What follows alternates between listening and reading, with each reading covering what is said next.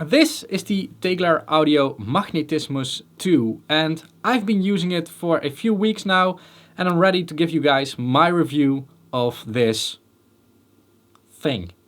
Because it's not really a compressor, it's not an EQ, it's a thing.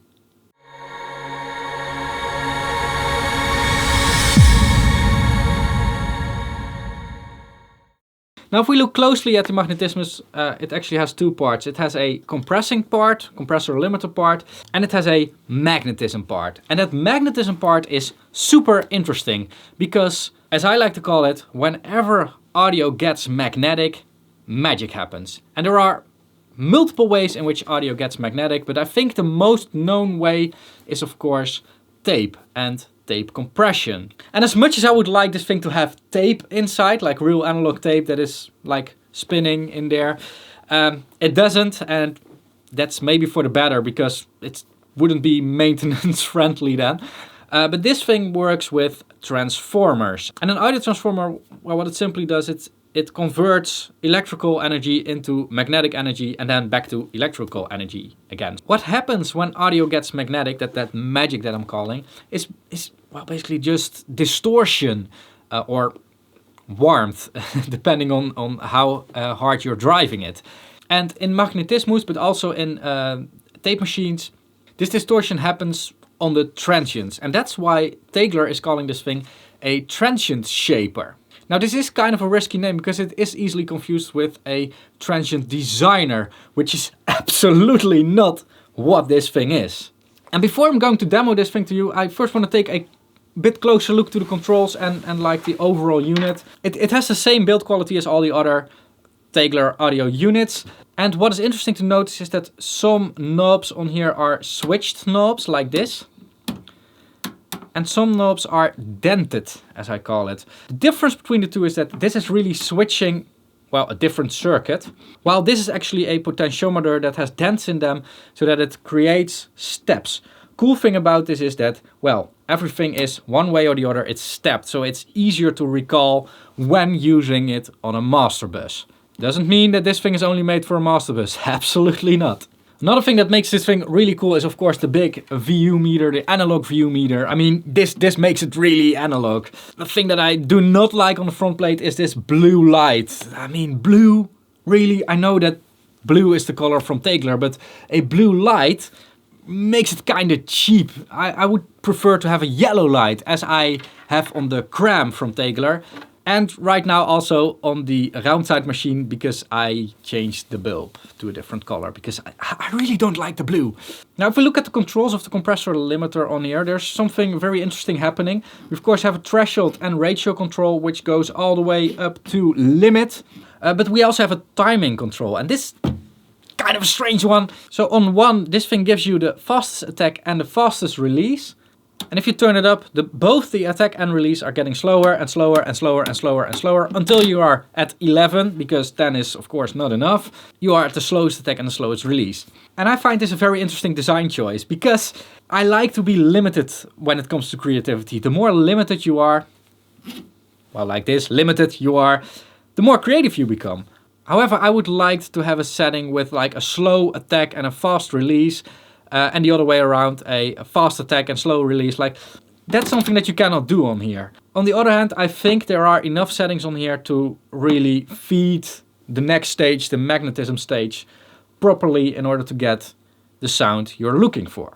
I mean, they put this in front of you with a reason, right? Now, if we move a little bit further, we have a makeup gain. Makeup gain is really important for the magnetism stage. You're actually driving the magnetism stage with the makeup gain. And at the same time, you're deciding how intense this stage is with the intensity control.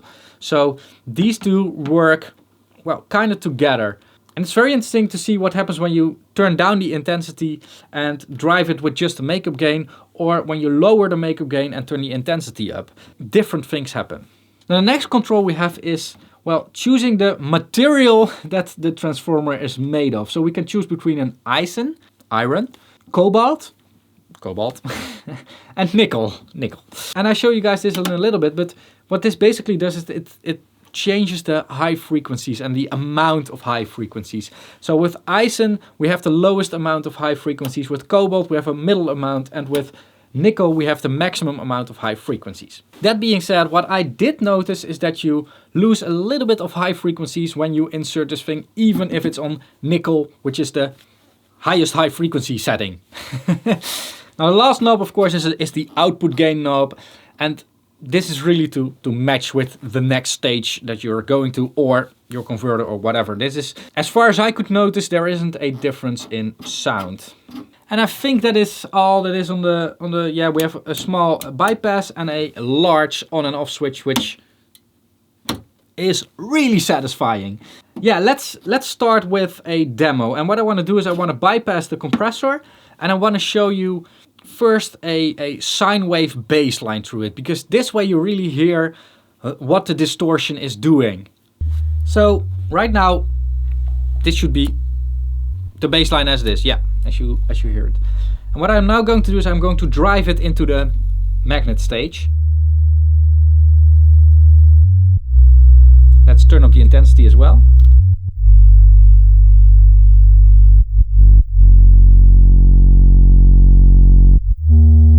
And this is really some typical iron magnetic distortion.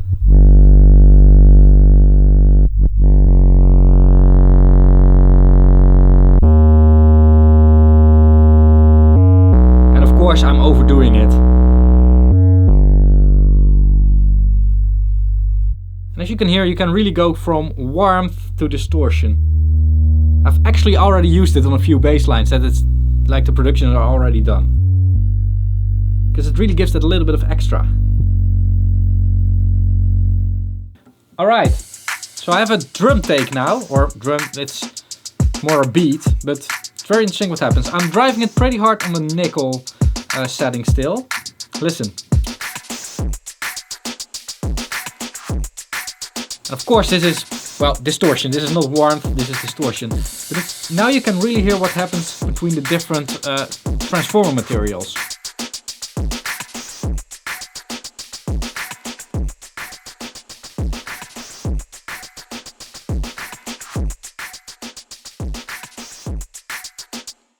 So it's very clear to hear that, well, there's less high frequencies in there. And if you listen closely, I'll do it again, then you would hear that the distortion in the high frequencies is also different. So listen to the hi-hat.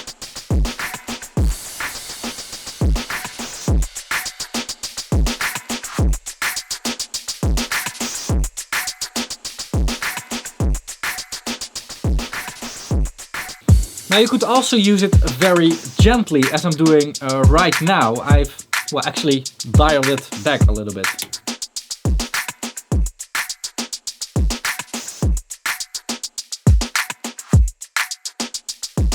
Which really makes it sound more like tape. Let me dial it back a little bit more.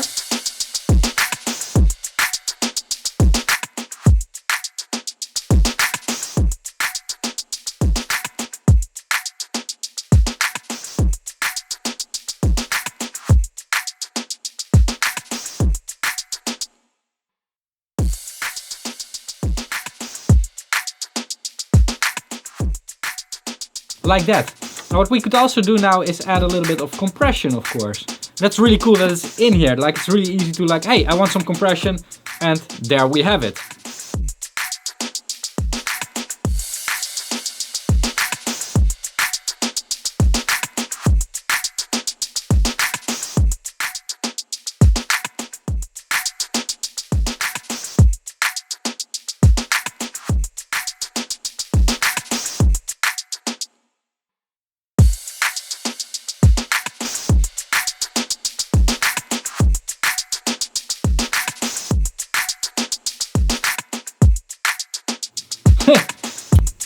It's almost a different loop now.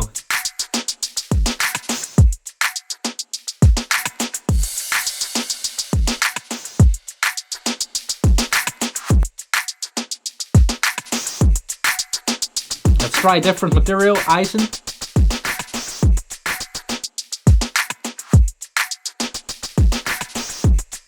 yeah, some real nastiness.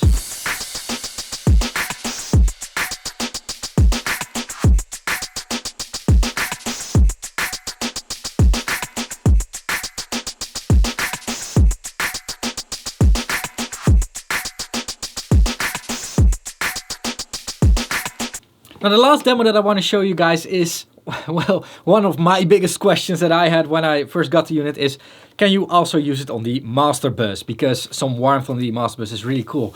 And I have to say, yes, but it really depends on your, well, in Germany they call it Fingerspitzengefühl, or like how precise you are with setting it. If you set it too low, it does nothing. If you set it too high, it's too much. So yes, it adds some warmth, but it is it's a difficult one to work with. Bypass right now.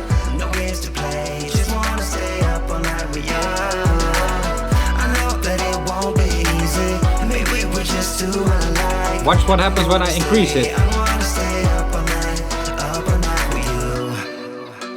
It easily gets too much for me.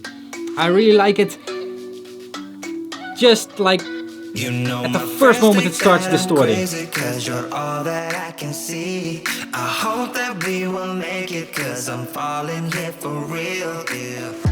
You know that I can do more. Just wanna care for you, baby. This is too little. We keep on playing all of these games. I don't wanna go, cause your love is what I want, baby. This is a bit better. You know that I wanna stay this way forever.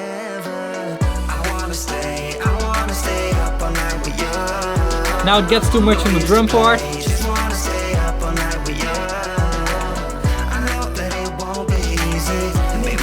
It's really difficult. Let me compress it a little bit as well. Slow times, like this. A little bit.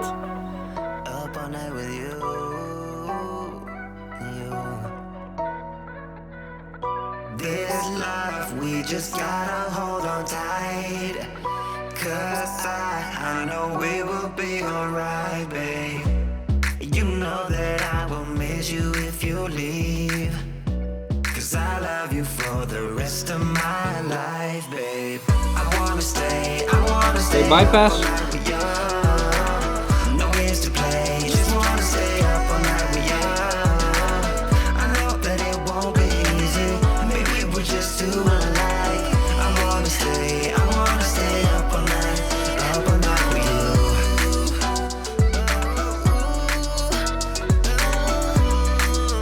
you. This is kind of what I would like to have, but I'm really setting it while demoing it because this really shows how tedious it is to set it up on a master bus. That's something that I really notice.